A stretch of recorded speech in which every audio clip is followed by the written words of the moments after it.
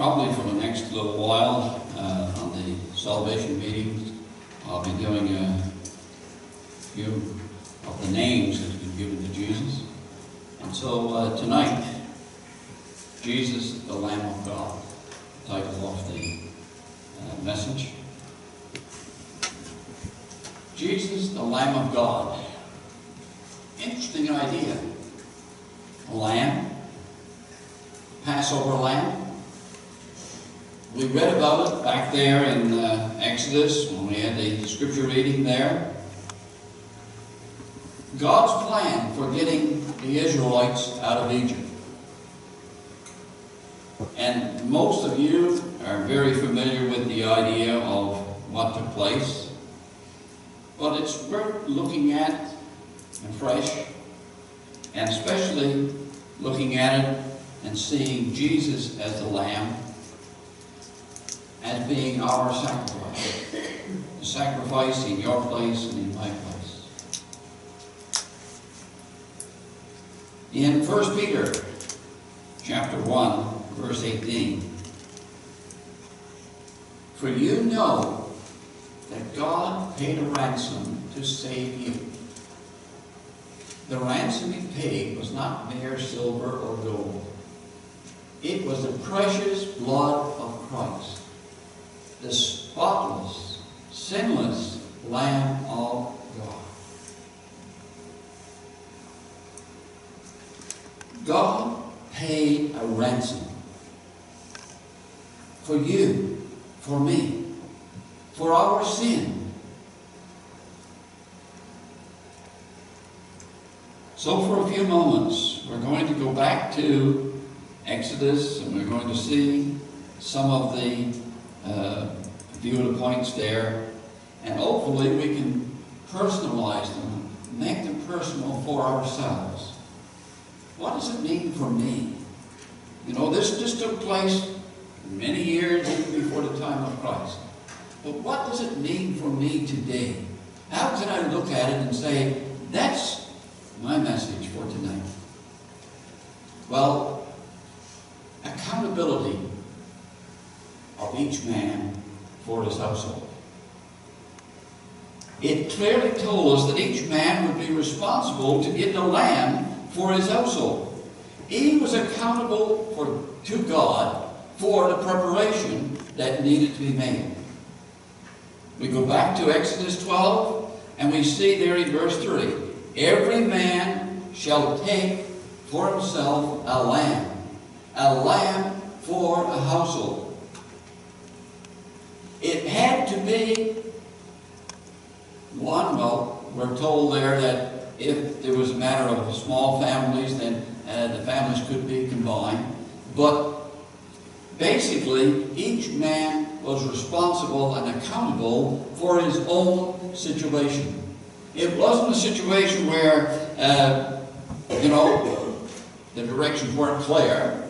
It wasn't a situation where the preparation or the lack of preparation could be blamed on somebody else.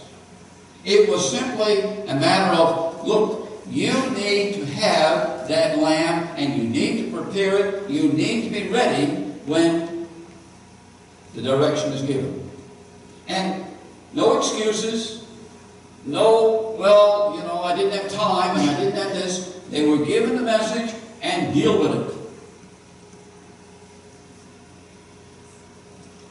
But when we move forward to the New Testament, we see that this business of accountability is still the same message, the same idea remains. Look at the words of Jesus in John 5. Those who listen to my message and believe in God who sent me have eternal life. They will never be condemned for their sins, but they've already passed from death unto life. But then he goes on to say, you refuse to come to me to receive that life. And because you refuse, you miss out on this plan of salvation.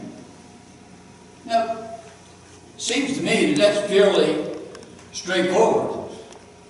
God gives us the plan, and for the Old Testament was Yet the Lamb, in the New Testament, the Lamb has been provided, and what we have to do is believe. And you choose what you believe.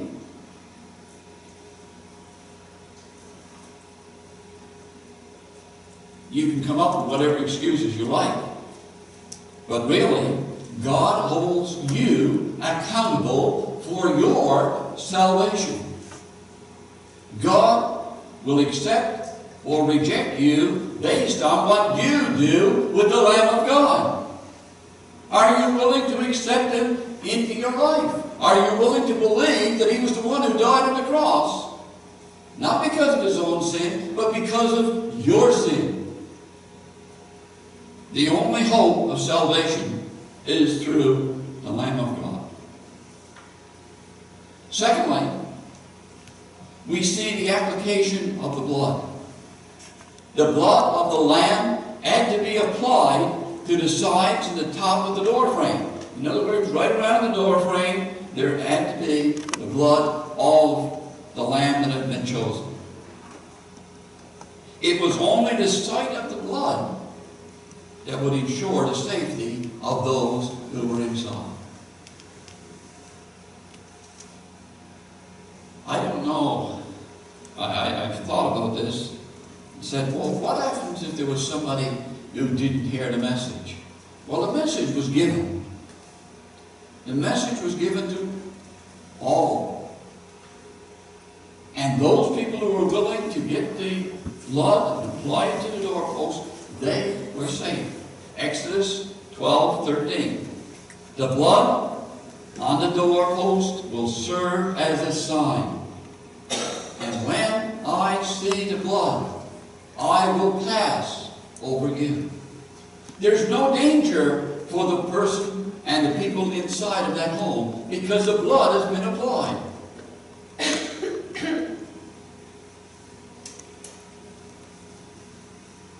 Now, we're not under law, but the blood must be applied in order for us to experience forgiveness. We need to know that God was true to His word. He told those people, if the blood is not there, there's going to be a loss in that household. The firstborn is going to die. And so, we could go down through that story and we would note that even with Pharaoh, the leader of the land, lost the son. The word tells us that even those people who were in prison lost the son because the blood was not applied. It even goes on to say that the livestock died because there was no blood applied. God's plan of salvation cannot be ignored. Salvation available to the believer, but the unbeliever is lost, eternally lost.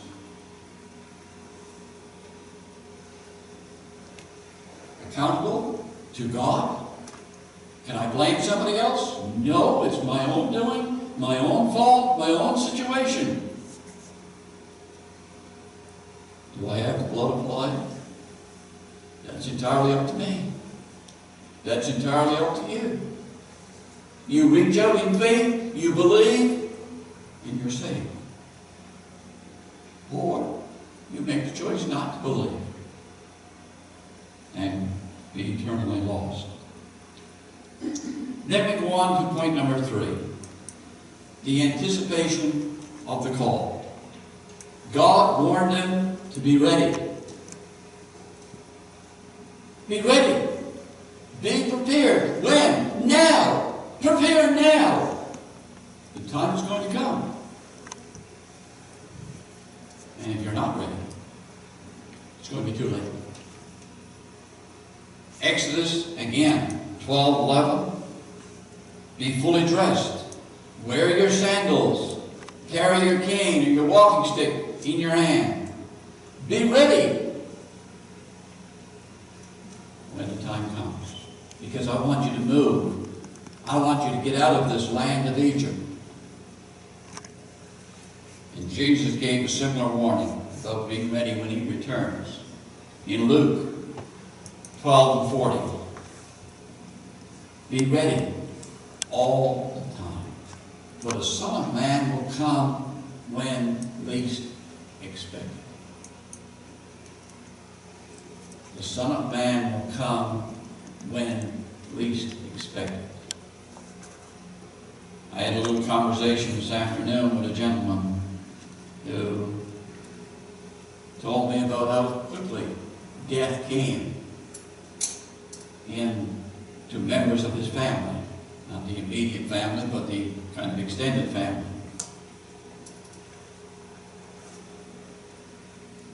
Death doesn't take any time. You know, it can happen, bang, done. We don't know about it. We'd all like to be able to say, you know, we're all going to live for the day, 80, 90 years old and all this kind of thing. But that's not the way it happens. It comes very quickly. Henrietta was telling us that her brother left. Fortunately, somebody else was driving, but left Grand Bank to go to St. John's. Drove along the road, and the next thing they heard him say, "Oh my!" Something in I'm not sure exactly the words he used, but he had pain in his head. Nurses came along, worked on him, rushed him off to the hospital, but there was nothing they could do. For all intentional purposes, he was gone, right there, in that moment. Spoke the word, and that was it. We have no say in that. But God says we can be ready. We are accountable to be ready. We can apply the blood of Christ to our hearts by faith. We can believe. We can accept Him. And once we do that, then it really doesn't matter. As far as eternity is concerned, it doesn't matter. If God calls me just like that, well, that's fine. If He gives me another, 5, 10, 15, 20 years, that's fine. That's fine. The important thing is that whenever that time comes, whether it comes in a moment or whether it comes after a lengthy illness, and I'm at that point where I say, "Lord, please take me, because I don't want any more suffering and pain." And many people go through that process.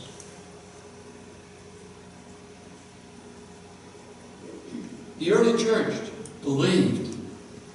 They anticipated that Christ was going to return soon. But even in our lifetime, we don't sing many of these songs anymore. But you can probably remember going to church, whether it was the army or some other church, but they would sing some of the old songs and love to sing. When we all get to heaven, oh yeah, we sing it once in a while. When the roll is called yonder.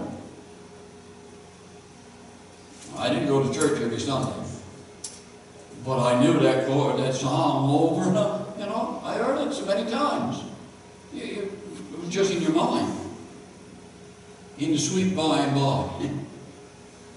They loved to sing those old songs. Songs that reminded them that they were going to something better. This is not the end. This is only the preparation. The ritual of taking the lamb, killing the lamb, and taking the blood and putting it around the doorpost, that served its purpose. They got out of Egypt. It became kind of obsolete, and Jesus came and said, "I've got a far better plan. I am the sinless Son of God. I died for you. And you don't need all of that blood and all of the killing of animals and so on, because that's not going to avail. Only the blood of